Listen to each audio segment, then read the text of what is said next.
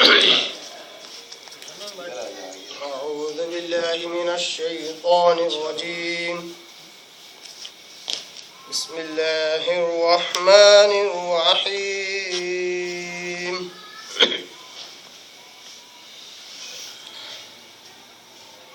الله لا إله إلا هو الحي القيوم لا تأخذه سنة ولا نوم له ما في السماوات وما في الأرض من ذا الذي يشفع عنده إلا بإذنه يعلم ما بين أيديهم وما خلفهم ولا يحيطون بشيء من علمه إلا بما شاء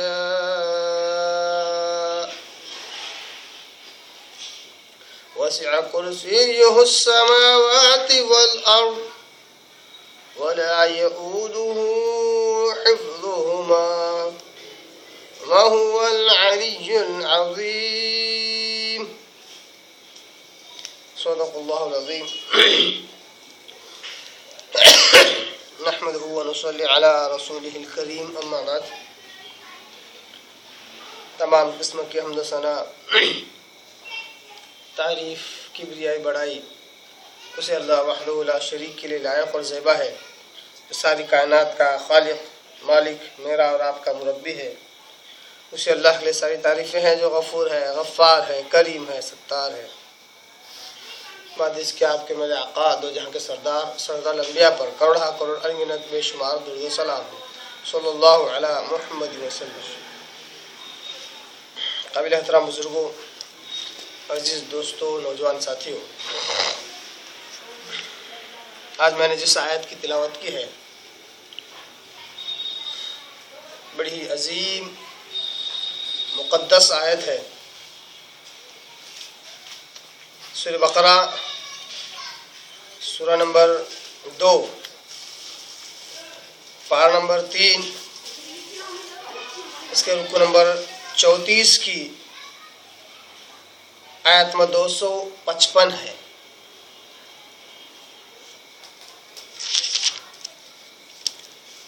آیت بڑی جامع ہے.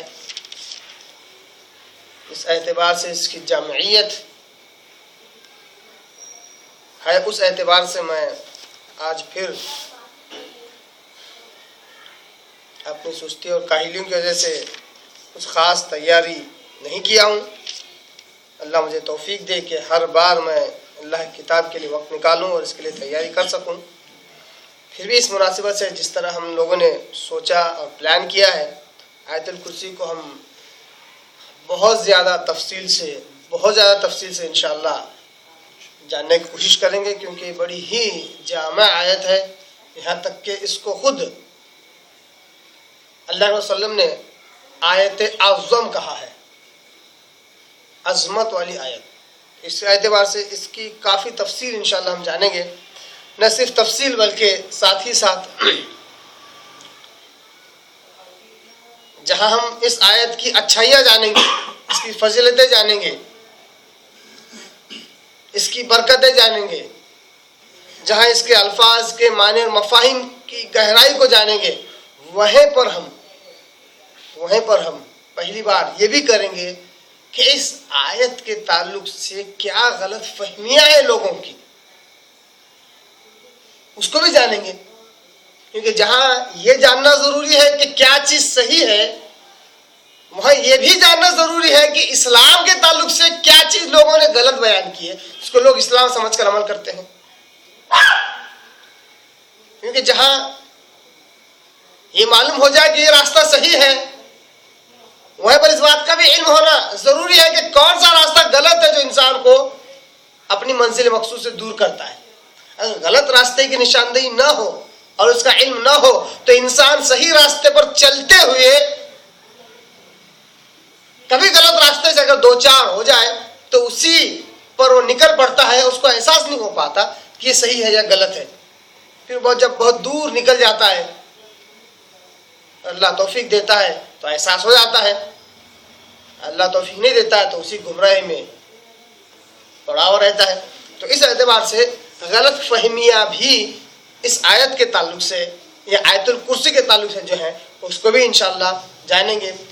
بہت ساری موضوع اور من گھڑت حدیثیں بھی ہیں جو لوگوں نے آیت الکرسی کی فضیلت میں بیان کی ہیں، بہت ساری ضعیف روایتیں بھی ہیں جو لوگوں نے آیت الکرسی کے تعلق سے بیان کیے، بہت سارے قصے اور کہانیاں بھی ہیں جو لوگوں نے آیت الکرسی کے تعلق سے بیان کیے، اور عام طور پر عوام میں پبلک میں یہ ترویج پا چکی ہے، رواج پا چکی ہے، لوگ زبان در زبان فرد در فرد یہ بیان کرتے رہتے ہیں۔ تو اس کو بھی جاننے کی کوشش کریں گے۔ اس اعتبار سے اس کو کافی تفصیل اور انشاءاللہ کافی دروس انشاءاللہ لیں گے ہم، تاکہ پوری آیت الکرسی پر ہماری پوری جامعیت ہو جائے، پوری آیت الکرسی پر ہماری پکڑ اچھی ہو جائے، تاکہ اس کے علم سے ہم خالی نہ رہیں اور اس کی برکتوں سے بھی خالی نہ رہیں۔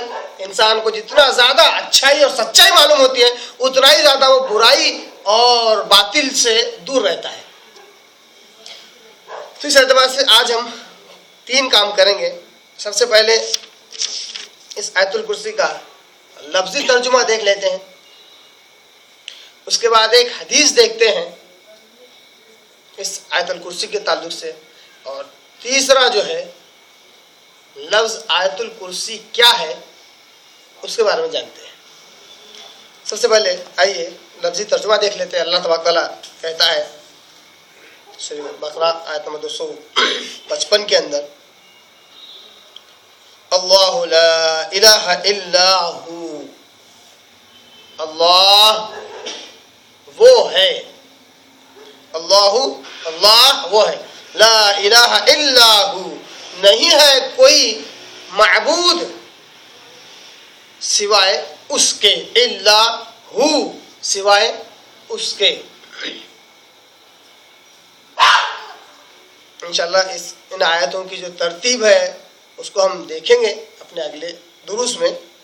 بس ایک اشارتاً باتیں بیان کر دوں کہ یہ کلمہ توحید ہی ہے، کلمہ توحید ہی ہے، اللہ لا الہ الا ہو، اور ہو کے بجائے اگر اللہ لکھ دے جو سب سے پہلے آیا ہوا ہے تو بنتا ہے لا الہ الا اللہ، لا الہ الا اللہ۔ ہوا کے بدلے اگر اللہ لکھ دے جو سب سے پہلے آیا ہوا ہے تو وہ کلمہ توحید بن جاتا ہے۔ الحی القیوم، اس معبود کی، اس اللہ کی صفات کیا ہے؟ وہ حی ہے، زندہ ہے۔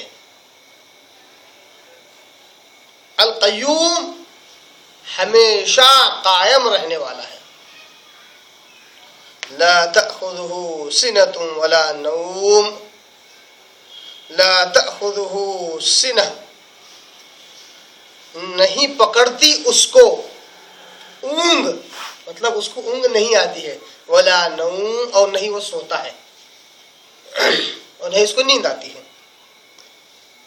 لہو ما فی السماوات وما فی الارض، لہو اس کے لیے ہے، ما فی السماوات والارض، جو کچھ ہے آسمانوں میں اور جو کچھ ہے زمین میں، ساری ملکیت اسی کی ہے۔ یہ ترجمہ بھی ہو سکتا ہے۔ من ذا الذی یشفع عنده الا باذنہ، من ذا الذی، کون ہے وہ، من ذا الذی، کون ہے وہ، یشفع، شفاعت کر سکے، عنده، اس کے پاس، اس کی بارگاہ میں، اس کے دربار میں، اس کے سامنے کون ہے جو سفارش کر سکے؟ الا باذنہ، اس کی اجازت کے بغیر، اس کی اجازت کے بغیر کوئی سفارش نہیں کر سکتا۔ یعلم ما بین ایدیہم وما خلفہم، یعلم، جانتا ہے وہ، ما بین ایدیہم، لفظی ترجمہ اگر کروں میں اس کا تو کیسا ہوتا ہے وہ بھی جاننا، یہ عربی کا انداز ہے صرف۔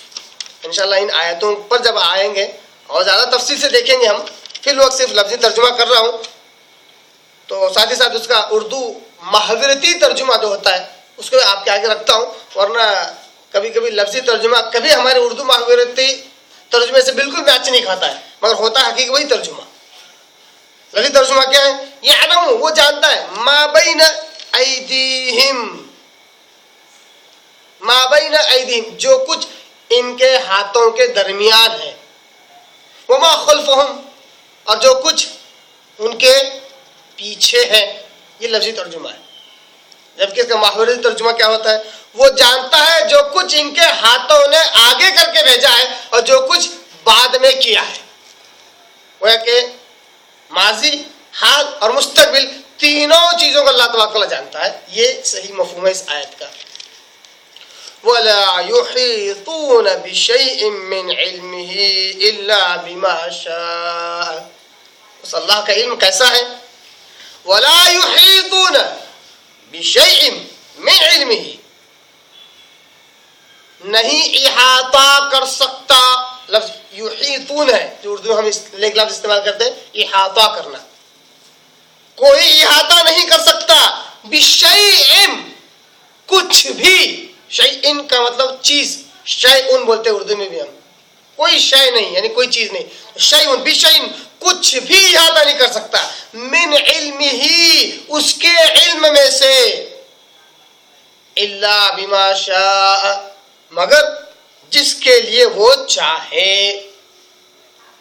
یہ لفظی ترجمہ ہے۔ اس کا مفہوم کیا ہے؟ معنی کیا ہے اس کا؟ اللہ کے علم پر کوئی احاطہ نہیں کر سکتا، مطلب اللہ کے علم تک کوئی پہنچ نہیں سکتا۔ اللہ کسی کو علم نہ دینا چاہے تو کوئی اس کے علم سے کوئی چرا نہیں سکتا، یہ بھی ایک ترجمہ ہے۔ اللہ کے علم میں سے اللہ کی مرضی کے بغیر کوئی علم چرا نہیں سکتا، چاہے وہ غیب ہی کیوں نہ ہو۔ علم غیب کو بھی کوئی شخص اپنی مرضی سے اللہ سے حاصل نہیں کر سکتا۔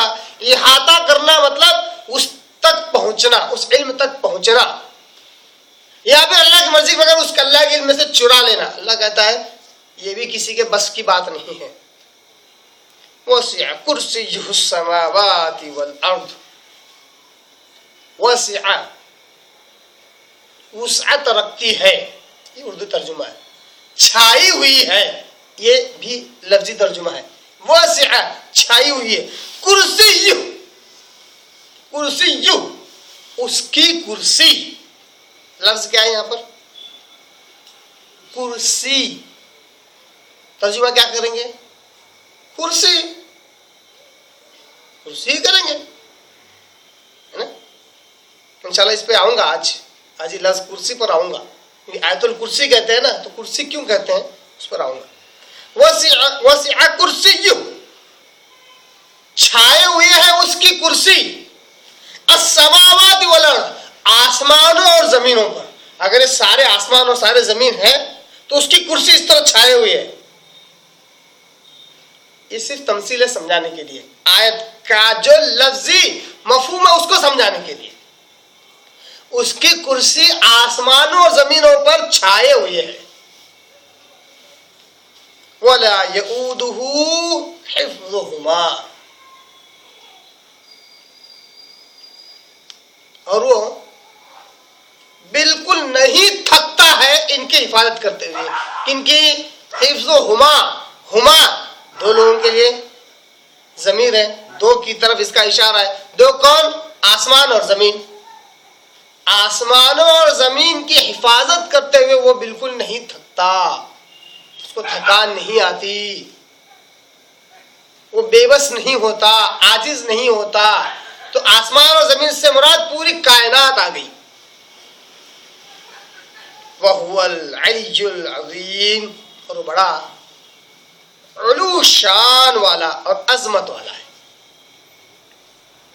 یہ ہے آیت الکرسی کا لفظی ترجمہ۔ الحمدللہ اتنی زبردست، اتنی عظمت والی، اتنی تقدس والی آیت ہے کہ توحید پر اس سے بہتر آیت میں سمجھتا ہوں جلدی ملتی نہیں ہے۔ توحید پر، اللہ کی صفات پر، اللہ کے تعارف کے لیے، اللہ کے انٹروڈکشن کے لیے زبردست آیت ہے آیت الکرسی۔ جتنا زیادہ اس کا مطالعہ کیا جائے ایسا لگتا ہے اتنا کم ہے۔ حدیث پاک میں آتا ہے, اس حدیث کے راوی حضرت ابی بن کعب رضی اللہ تعالیٰ عنہ ہیں. وہ کہتے ہیں ان ابی بن کعب قال قال رسول اللہ صلی اللہ علیہ وسلم یا ابا المنذر. حضرت ابی بن کعب کہتے ہیں کہ ایک مرتبہ اللہ کے رسول صلی اللہ علیہ وسلم نے مجھ سے مخاطب ہو کر کہا, اے ابا المنذر, اے ابو منذر. یہ ابی بن کعب کی کنیت ہے. کنیت کیا ہے؟ بہت سارے لوگوں کو معلوم نہیں ہے کنیت بولتے کس. کنیت یہ نام کے بدلے استعمال کی جاتی ہے, اور یہ تعارف کے طور پر بھی ہے اور تعریف کے طور پر بھی ہے. تعارف کے طور پر بھی ہے ایز این انٹروڈکشن, اور ایز این پریز, اور ایز ٹو پلیز, خوش کرنے کے لیے بھی ہے. کنیت بنتی ہے اس شخص کے پہلے بچے سے. جو بھی پہلا بچہ پیدا ہوتا ہے اس کا جو نام ہوتا ہے اس سے پہلے ابا, ابو لگایا جاتا ہے. تو ابی بن کعب کا جو بچہ تھا, پہلا بچہ منذر, اس سے ابو المنذر. تو یہ کنیت ہے. اس کے تعلق سے ایک بڑی مشہور حدیث ہے, صحیح بخاری اور صحیح مسلم وغیرہ میں حدیث ہے کہ آپ صلی اللہ علیہ وسلم کہتے ہیں کہ لوگوں میرے نام پر نام رکھو, میری کنیت نہ رکھو, میری کنیت نہ رکھو. میرا نام محمد ہے صلی اللہ علیہ وسلم, یہ نام رکھ سکتے ہو, اپنے نام کے ساتھ میرا نام ملا لو, کوئی مسئلہ نہیں. میری کنیت ابو القاسم یہ مت رکھو. اصل کو ایک مرتبہ کسی نے کسی کو بلایا تو آپ کو بہت برا لگا کہ کیوں ابو القاسم کے نام سے بلا رہے ہو, جبکہ یہ میری کنیت ہے, یہ خاص ہے میرے لیے. تو ابی بن کعب رضی اللہ تعالیٰ عنہ, ان کی کنیت ابو المنذر. تو کہا یا ابو المنذر اتدری آیت من کتاب اللہ معک اعظم. اے ابو منذر, اتدری, کیا تمہیں معلوم ہے, کیا تمہیں اس بات کا ادراک ہے, اس بات کی سمجھ ہے, کیا تمہارے پاس اس بات کا علم ہے کہ اللہ کی کتاب میں اعظم آیت کون سی ہے؟ اعظم, عظمت والی بولنے سے بہتر اعظم بولنا چاہیے کہ اعظم میں جو معنی مفہوم پیدا ہو رہا ہے وہ عظمت والی میں نہیں ہو رہا ہے. اس کا ترجمہ الگ عظمت والی ہوتا ہے اردو میں, اور اعظم ایسا مفہوم دیتا ہے کہ عظمت والی دوسروں کے مقابلے میں. It is an comparative degree, ایک کمپیریٹو ڈگری کے لیے, موازنہ کرنے کے لیے. اعظم دوسروں کے مقابلے میں عظمت والی. پوچھتے ہیں ابو المنذر, کیا تمہیں پتا ہے اللہ کی کتاب میں اعظم آیت کون سی ہے, آیت اعظم کون سی ہے؟ پیاری حدیث سے کتنی نصیحتیں حاصل کر سکتے ہیں احادیث سے. قال قلت اللہ ورسولہ اعلم. تو آپ صلی اللہ علیہ وسلم نے پوچھا, ابی بن کعب رضی اللہ عنہ کہتے ہیں کہ میں نے کہا اللہ ورسولہ اعلم, اللہ اور اس کا رسول بہت بہتر جانتے ہیں.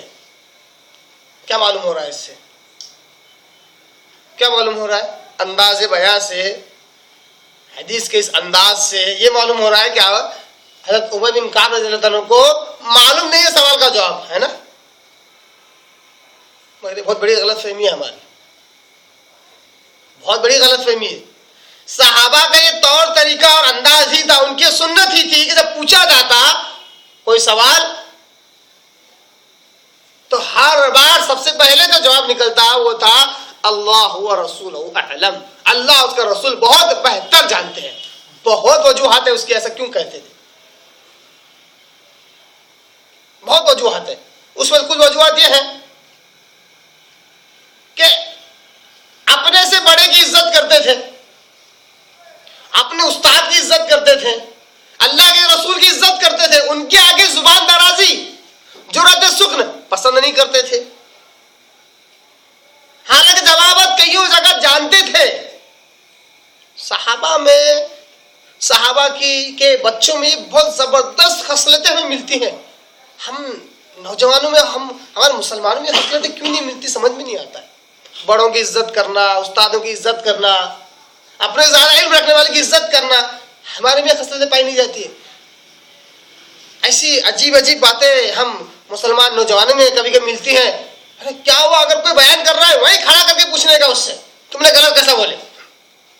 اس کو ڈیرنگ سمجھتے ہیں. کیا سمجھتے ہیں اس کو؟ ڈیرنگ. یہ حق بات کو بیان کرنا چاہیے چاہے کہیں پہ بھی ہو. بھائی یہ ڈیرنگ نہیں ہے, یہ اخلاق کے خلاف بات جا رہی ہے. اسی کو آپ اچھے انداز سے بھی پوچھ سکتے ہیں, اچھے طور طریقے سے پوچھ سکتے ہیں. اس کو آدمی کو پرسنل میں لے کر, اس عالم صاحب کو کی عزت کرتے پرسنل میں لے کے بات کر سکتے ہیں. آپ اکیلے میں لے کے بات کر سکتے نہیں. لوگ کیا کرتے ہیں, 4 لوگوں میں پوچھ لیتے اور سمجھتے میں ان سے زیادہ ہوشیار ہوں. یہ اخلاق نہیں ہے. صحابہ رسول جانتے ہیں, جواب جانتے ہیں. اس حدیث میں جو حدیث میں آپ کہہ کر رکھ رہا ہوں, جواب جانتے ہیں, پھر بھی کیا کہتے ہیں اللہ و رسول علم, اللہ اس کا رسول بہت بہتر جانتے ہیں. ایک وجہ یہ بھی ہے ایسا بولنے کی کہ جتنا جانتے ہیں ہو سکتا ہے وہ شاید کم ہے. اللہ اس کا رسول اگر خود سے بتا دیں تو وہ نئی باتیں معلوم ہوں گی جو ہمارے علم میں نہیں ہے. اس لیے کہتے ہیں اللہ اس کا رسول بہت بہتر جانتے ہیں. یہ ہمارے میں صفات نہیں ہے.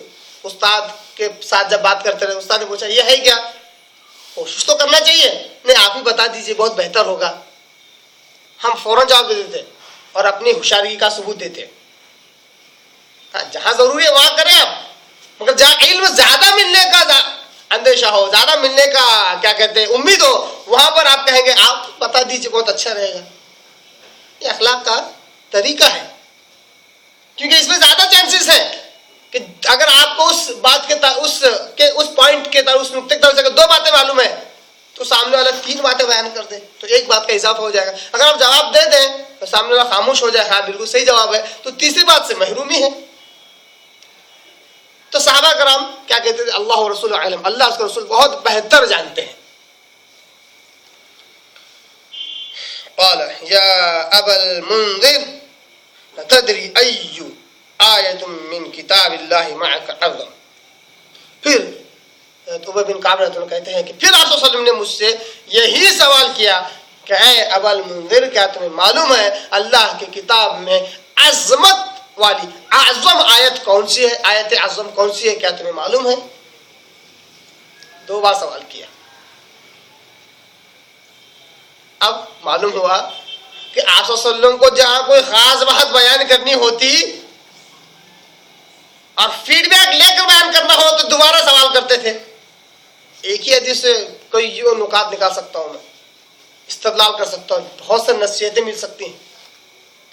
آپ صلی اللہ علیہ وسلم پہلی بار سوال کیا, کہا صحابی نے اللہ اس کا رسول بہت بہتر جانتے ہیں, تو آپ صلی اللہ علیہ وسلم جواب دے سکتے ہیں. پھر سے سوال کر رہے ہیں, کیوں؟ جواب جو ہے وہ سامنے والے کے فیڈ بیک کے اوپر ڈیپینڈ ہے. ہو سکتا ہے سامنے والے کا علم کتنا ہے اس کے مطابق جواب دیا جائے, یا پھر مقصد یہی ہو کہ سامنے والا ہی جواب دے, یہ بھی مقصد ہے. تو آپ صلی اللہ علیہ وسلم نے پھر دوبارہ سوال کیا کہ اے ابا المنذر, کیا تمہیں معلوم ہے کہ اللہ کتاب میں اعظم آیت کون سی ہے؟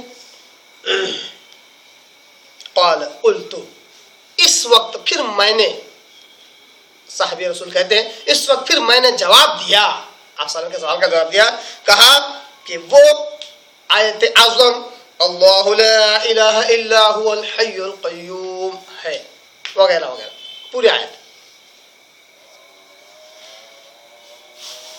استاد کے آگے تلميذ الرشید اپنے شاگرد کی طرف سے جو جواب ملا بالکل صحیح تھا. کیا کرنا چاہیے ایسے وقت؟ استاد کیا کرنا چاہیے؟ لو میں نے اتنا مشکل سوال کیا, جواب دے دیا, ٹھیک ہے جا اگلی بار دیکھتے ہیں, اگلی بار کوئی ایسا کوشچن کروں گا جہاں تو اٹک جائے. نہیں, استاد کا یہ کام ہے. کیا کام ہے؟ قال ابی بن کعب رضی اللہ عنہ کہتے ہیں کہ فضرب فی صدری, آپ صلی اللہ علیہ وسلم نے میرے سینے پر مارا.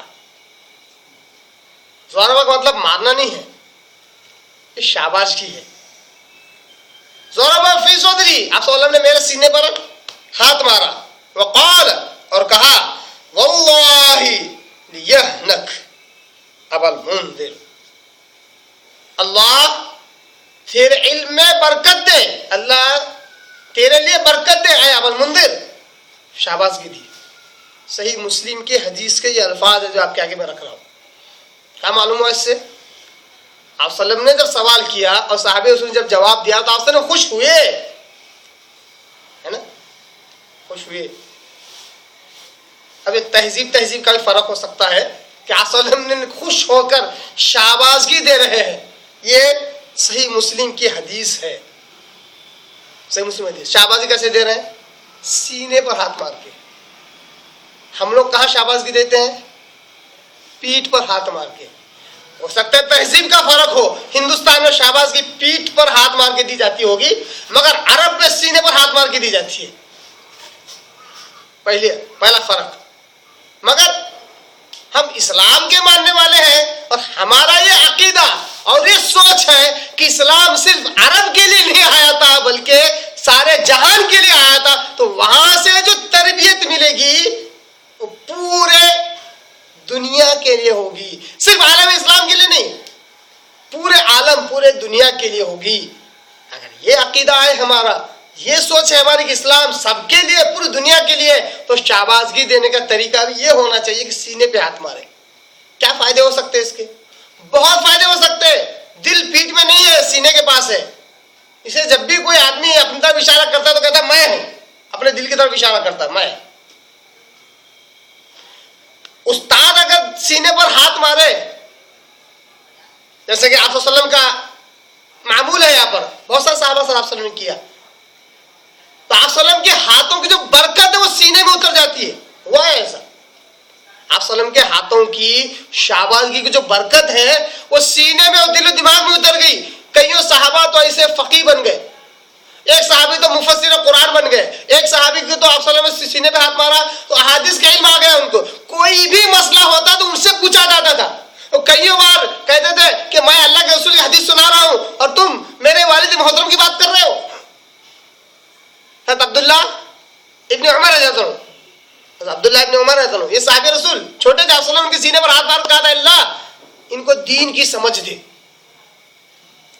اتنی سمجھ آ گئی کہ کبھی کبھی تو اپنے باپ کی بات کے خلاف بھی بولتے تھے.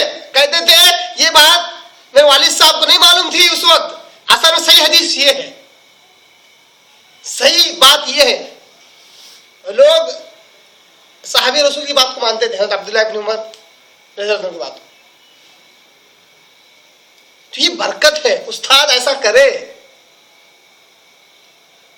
سینے پر ہاتھ مار.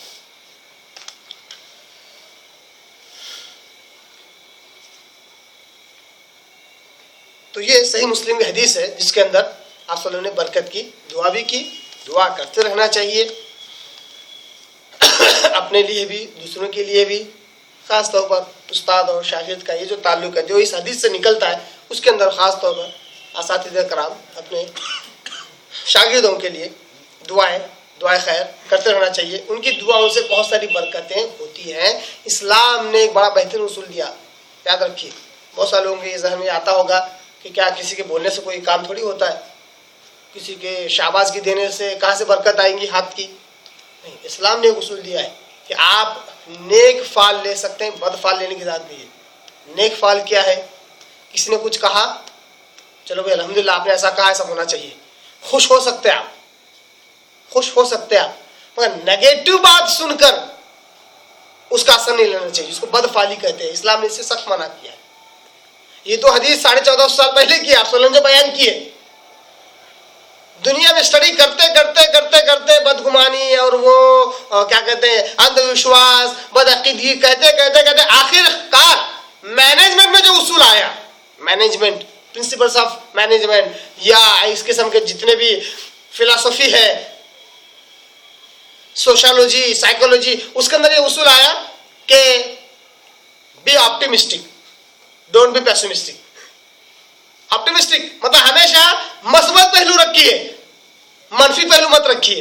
جبکہ آپ صلی اللہ علیہ وسلم 1450 والی بات بول چکے ہیں کہ نیک فعل لیا کرو، بد فعل مت لیا کرو، بد فعلی. تو آپ صلی اللہ علیہ وسلم کے ہاتھوں کی برکت صحابہ کو ملی ہے، ملتی رہتی ہے.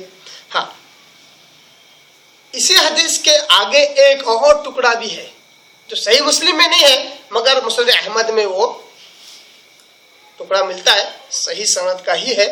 وہ ٹکڑا اس طرح ہے، آپ صلی اللہ علیہ وسلم آگے کہتے ہیں والذی نفسی بیدہ، قسم اس ذات کی جس کے قبضے میری جان ہے، ان لہا لسانا و شفتین، بے شک یہ جو آیت اعظم یعنی آیت الکرسی ہے،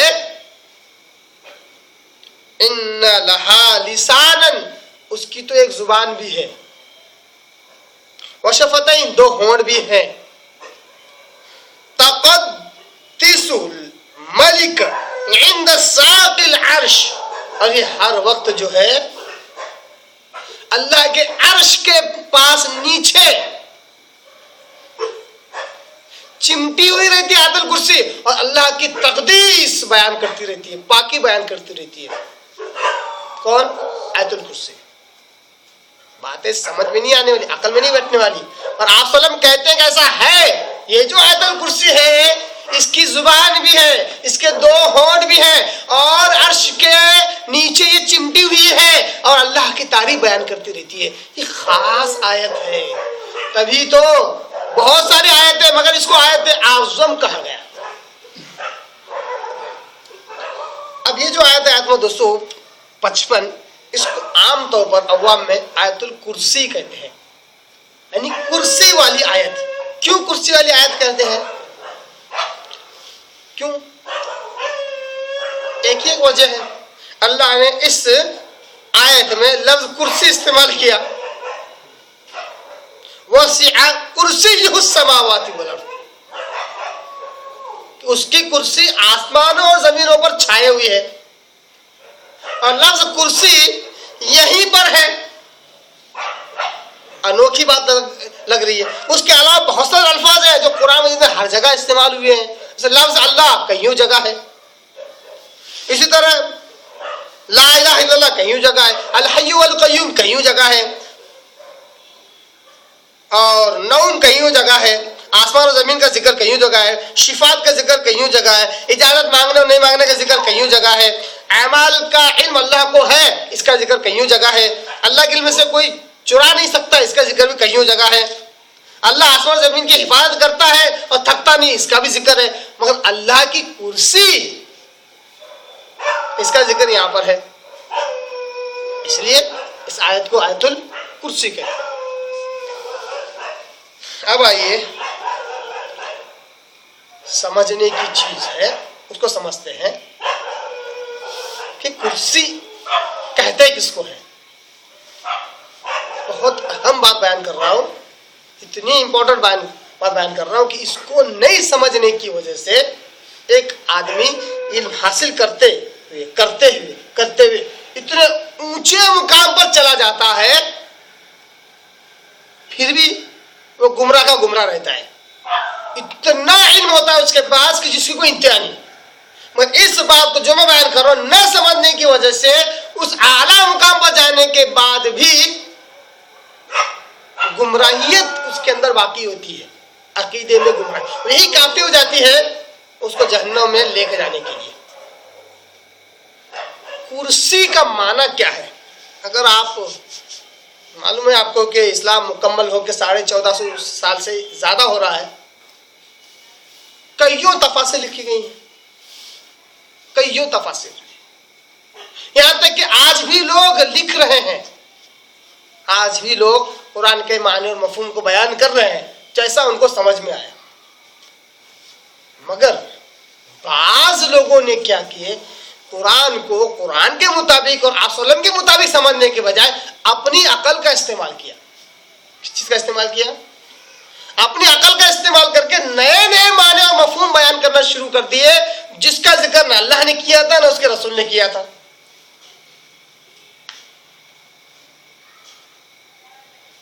جیسے کہ لفظ کرسی کے تعلق سے بعض لوگ کہتے ہیں کہ یہ، بعض لوگ، میں جب کہہ رہا ہوں تو سمجھ جانا چاہیے کہ یہ صحیح بات کی طرف اشارہ نہیں کر رہا ہوں میں، جو صحیح ہوتے ہیں میں اس کا حوالہ دے دیتا ہوں، یا تو قرآن کی آیت سے یا حدیث مبارک۔ بعض لوگ اس کا معنی مفہوم بیان کرتے ہیں کہ یہ موضع قدمین ہے۔ کرسی کس کو بول رہے ہیں؟ یہ قدم رکھنے کی جگہ کو کرسی کہتے ہیں۔ آیت الکرسی میں تو لفظ کرسی اس کا معنی مفہوم بیان کر رہے ہیں، عربی کا لفظ کرسی کے بارے میں نہیں، عربی کا جو لفظ ہے کرسی وہ بیٹھنے کی چیز ہے، اس کا معنی مفہوم نہیں بیان کر رہے ہیں، یہ جو معنی مفہوم میں بیان کر رہا ہوں یہ کچھ تفسیروں میں ایسا معنی مفہوم ملتا ہے. تو بعض لوگوں نے اس کا معنی مفہوم موضع قدمین بیان کیا ہے اور بعض نے کرسی کا مطلب علم بیان کیا ہے کہ وسیع کرسی السماوات والارض. صرف بات کو سمجھانے کے لیے ایسا مفہوم ایسا ترجمہ کر رہا ہوں میں. کیا کہتے ہیں؟ کرسی کا مطلب علم، اللہ کا علم آسمان و زمینوں پر چھائے ہوئے ہے. اصل یہ مفہوم ہے اس کا. بعض لوگ اس طرح بھی کہتے ہیں. بعض لوگ کہتے ہیں کہ یہ قدرت اور عظمت کا معنی مفہوم دیتی ہے. مطلب اللہ کی قدرت، اللہ کی عظمت، اللہ کا جلال، اس کی علو شان جو ہے آسمان و زمینوں پر چھائے ہوئے ہیں. اس کی تجلی آسمان و زمینوں پر چھائے ہوئے ہیں. بعض لوگ کہتے ہیں کہ یہ اس کا معنی بادشاہت ہے، اس کی بادشاہی آسمان و زمینوں پر ہو رہی ہے. اور بعض لوگ کرسی کا مفہوم عرش لیتے ہیں.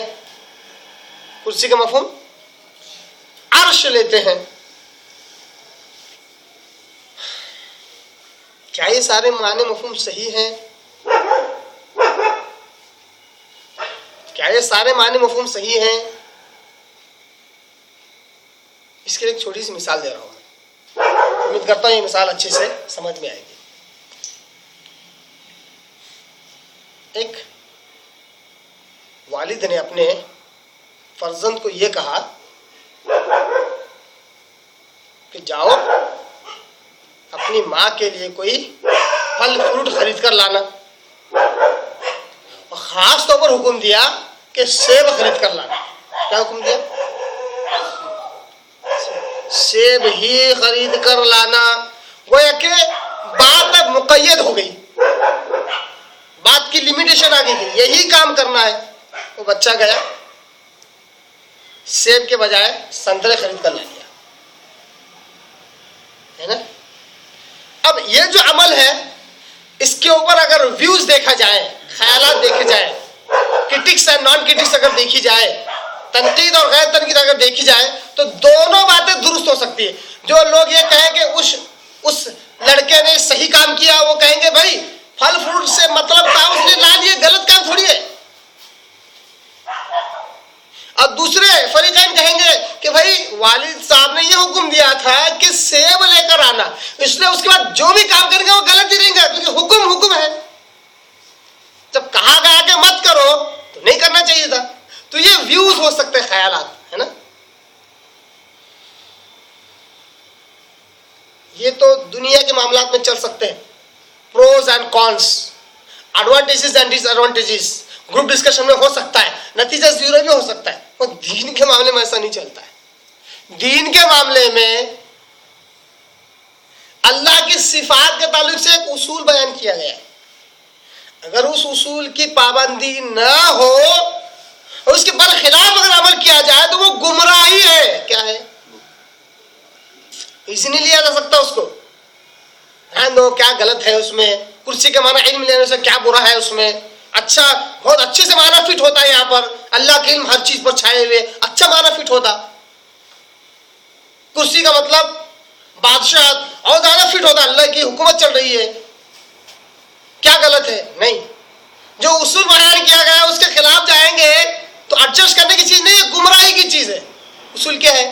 اللہ کی صفات کے تعلق سے جو باتیں قرآن اور احادیث میں آئی ہیں ان کے تعلق سے 3 اصول ہیں. کتنے اصول ہیں؟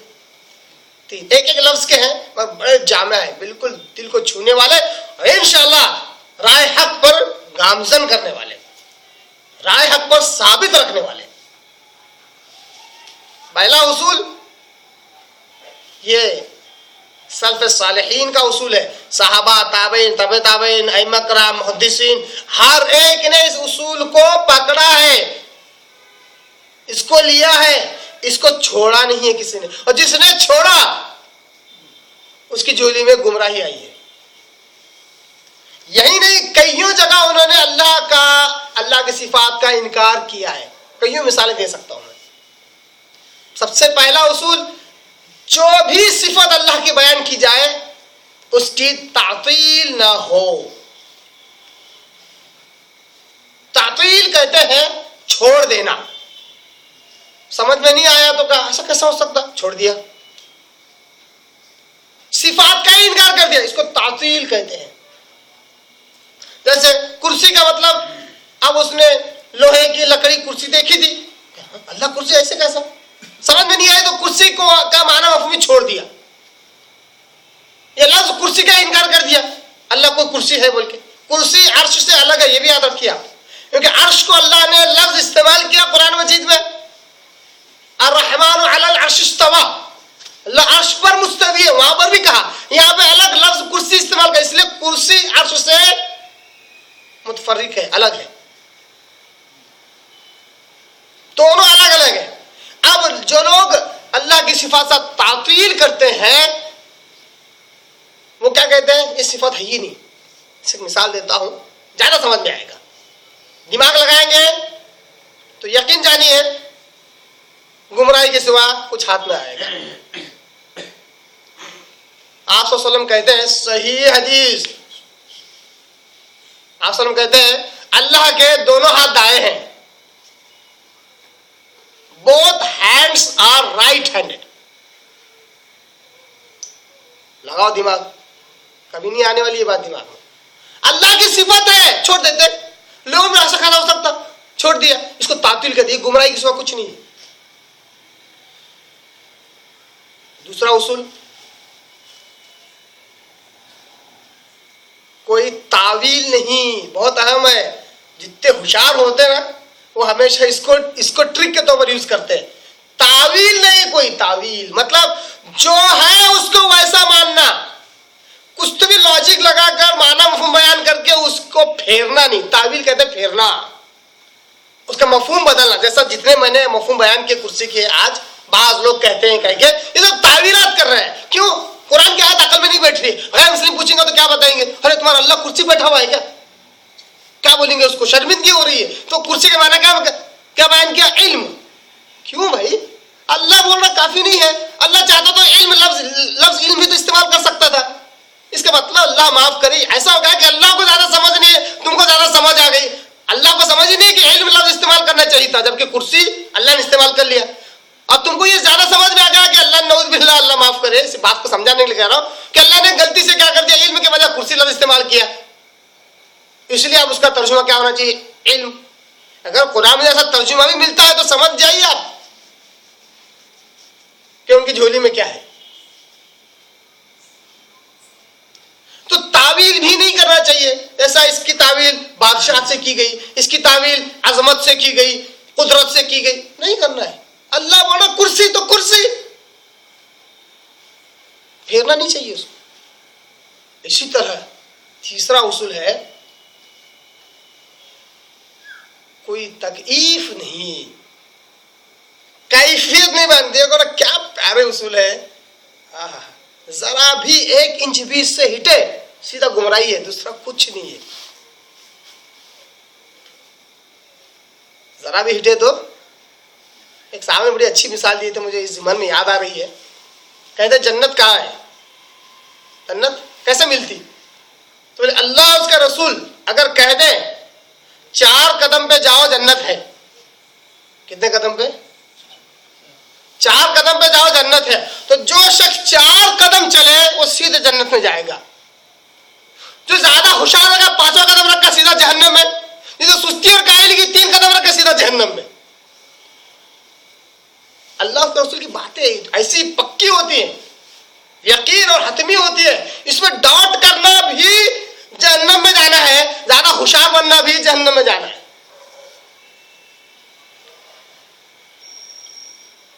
ہاں، جہاں اللہ کے رسول نے غور کرنے کے لیے کہا کیجیے آپ، مگر آپ کا تدبر، آپ کا غور و فکر اللہ کے رسول کے خلاف نہیں جانا چاہیے، جاتا ہے تو رجوع کرنا پڑے گا، غلطی ہو سکتی ہے انسان سے، رجوع بھی نہیں کرتا، نہیں کہتا نہیں یہ تو میرے دماغ کا تحفہ ہے جو مجھے ملا ہے، تو سمجھے گمراہی کے سوا کچھ نہیں ہے۔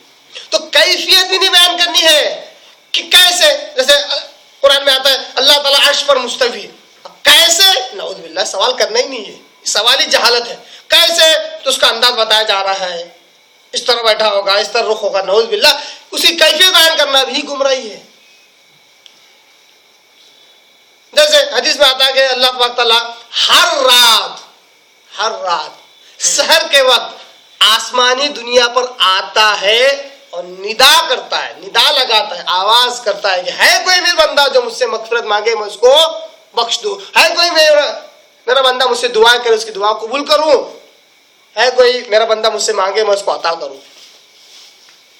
آتا ہے، کیسے آتا ہے؟ اڑتے آتا ہے، چلتے ہوئے آتا ہے۔ اس قسم کی کسی قسم کا ذہن دینا، فکر دینا یا سوال کرنا یہ گمراہی ہے۔ تو اللہ کی صفات کے تعلق سے یہ 3 اصول ہے کہ کوئی کیفیت بیان نہیں کرنی چاہیے۔ اس لیے امام شافعی رحمہ اللہ سے کسی نے سوال کیا صفات ہی کے تعلق سے، کیفیت کے تعلق سے، تو کہتے ہیں کہ صفات کے تعلق سے سوال کرنا جہالت ہے۔ صفات کے تعلق سے سوال کرنا نہیں، کیفیت بیان کرنا جہالت ہے، کیفیت کو جاننے کی کوشش کرنا جہالت ہے، اور کیفیت کے تعلق سے سوال کرنا بدعت ہے۔ سوال ہی مت کرو، کیونکہ کبھی صحابہ نے آسانوں سے سوال نہیں کیا۔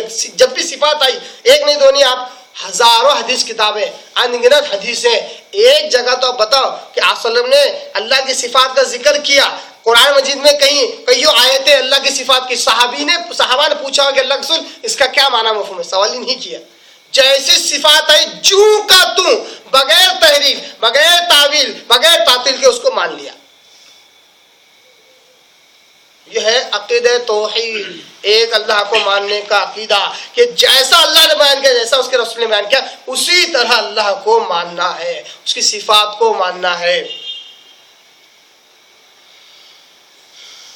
اس کی جو بھی صفات اللہ نے بیان کی ہے، اس کی کیفیات کیا ہے، اس پر وہ کس طرح مستوی ہے عرش پر وغیرہ وغیرہ، اس کو ہم بیان نہیں کر سکتے کیونکہ ہم اس کی حقیقت سے بے خبر ہیں۔ ہمیں جتنا علم دیا گیا ہے ہمیں اتنا ہی معلوم ہے، جس کا علم ہی نہیں ہے اس کے بارے میں ہم کیا بیان کر سکتے ہیں؟ تو گویا کہ معلوم ہوا اللہ کی صفات کے بارے میں جو کہا گیا اتنا ہی ماننا ہے، اس کے برخلاف یا اس سے ملتا جلتا بھی اگر کوئی کام کریں گے تو ایڈجسٹیبل نہیں ہے بلکہ سیدھا گمراہی ہے۔ جیسا کہ میں نے مثال دیا، سیب لانے کا حکم دیا گیا، سنترا لے کے آیا، دنیا میں شاید ایڈجسٹ ہو جائے، ماں شاید ایڈجسٹ کر لے، باپ ایڈجسٹ۔ اسلام میں صفات باری تعالیٰ کے تعلق سے کوئی ایڈجسٹمنٹ نہیں ہے کہ تم تعویل کریں گے اللہ کی صفات کی اور بولیں گے کہ یہ بھی صحیح ہے، نہیں ہو سکتا ایسا، سوائے گمراہی کے اور کچھ نہیں۔ تو یہ کچھ ابتدائی باتیں تھی آیت الکرسی کے تعلق سے، انشاءاللہ اور باقی کافی تفصیل انشاءاللہ ہم اگلے دروس میں جانیں گے، جاننے کی کوشش کریں گے۔ وآخر دعوانا ان الحمدللہ رب العالمین۔